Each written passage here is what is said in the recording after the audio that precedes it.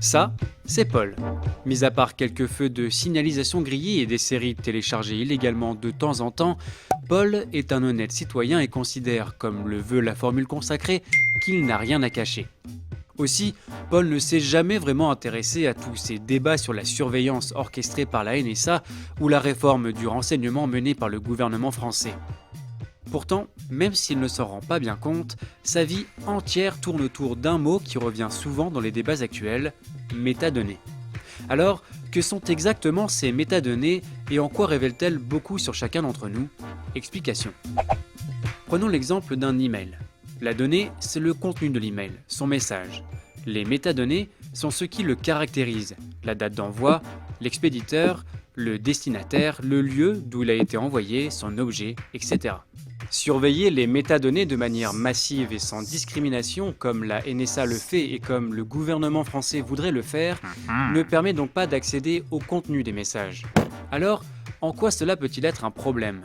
Pour le comprendre, examinons le cas de Paul.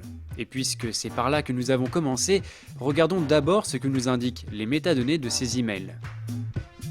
On peut déjà affirmer que Paul est un gros travailleur, ou alors qu'il n'a pas vraiment de vie sociale. Il envoie en effet des emails tous les jours, très tôt le matin, et bien souvent jusqu'à 23h, minuit le soir. On peut aussi affirmer avec une quasi-certitude que Marie et Karim sont ses supérieurs directs. Leurs échanges sont en effet assez courants et le temps qu'ils mettent à leur répondre est beaucoup plus court que la moyenne. Mais les emails de Paul nous renseignent également sur ses habitudes. Ils sont en effet toujours envoyés depuis le même endroit le matin et le soir et d'un lieu différent au cours de la journée. Pas besoin de s'appeler Sherlock Holmes pour deviner qu'il s'agit d'un côté de son lieu de travail et de l'autre de son logement. De la même manière, on sait que Paul va très souvent chez Gérard, un petit bar-tabac situé à côté de son travail et où il va souvent déjeuner, utiliser le Wi-Fi gratuit et acheter ses cigarettes. D'ailleurs, Paul devrait peut-être faire un peu plus attention à sa santé. En effet, depuis quelque temps, notre patate échange un certain nombre d'emails avec le docteur Garot, un cardiologue. Comme on l'a vu, on ne sait pas exactement ce qui se dit dans ces emails, mais la fréquence accrue de leurs échanges semble néanmoins indiquer un problème de santé récent chez Paul. Ce n'est donc pas un hasard si notre patate s'est rendue à l'hôpital dernièrement. Ça, plusieurs métadonnées permettent d'en être sûr. D'abord, à 10h22 le lundi 15 juin, Paul a envoyé un SMS à sa femme depuis l'hôpital. 45 minutes plus tard et toujours depuis l'hôpital, il l'appelait au même numéro pendant 4 minutes et 24 secondes avant de filer sur son lieu de travail. Mais Paul a également livré l'information lui-même et sans le savoir. Dans la salle d'attente de l'hôpital, il a en effet publié une photo de ses chaussures flambant neuves sur les réseaux sociaux. Et ce cliché aussi renferme des métadonnées. Appelées EXIF, elles indiquent le format, l'heure à laquelle la photo a été prise, avec quel appareil, mais aussi le lieu. À la suite de ce rendez-vous, le médecin de Paul lui a sans doute conseillé de faire davantage de sport et de moins fumer. Notre athlète en herbe a en effet téléchargé une application de sport qui elle-même émet un certain nombre d'informations sur son quotidien. De plus, on a beau être en juin, on devine également que Paul a pris de bonnes résolutions et qu'il privilégie désormais la marche à pied et le vélo pour se déplacer.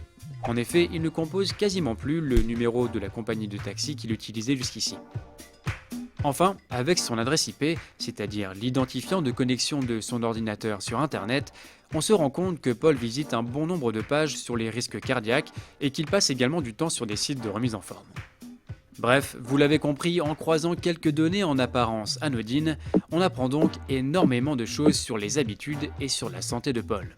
En procédant exactement de la même manière, on aurait tout aussi bien pu se renseigner sur ses positions politiques, sa religion ou même, pourquoi pas, l'identité de sa maîtresse. Toutes ces informations sont une mine d'or pour les entreprises et les services de renseignement. Imaginez un instant que la banque de Paul y ait accès, il pourrait tout de suite devenir beaucoup plus difficile pour lui d'obtenir un emprunt à cause de ses ennuis de santé, et ce même s'il n'en a parlé à personne. De même, si Paul fréquentait certains lieux et personnalités liés à l'extrême droite et considérées comme potentiellement dangereuses, il pourrait aussi se retrouver surveillé par les renseignements français, alors qu'il n'est pas forcément d'accord avec leurs idées et qu'il n'a jamais rien fait de mal. Surveillés de manière massive, les métadonnées permettent donc d'en savoir beaucoup sur n'importe qui, à son insu, et ce, même si on n'a rien à cacher.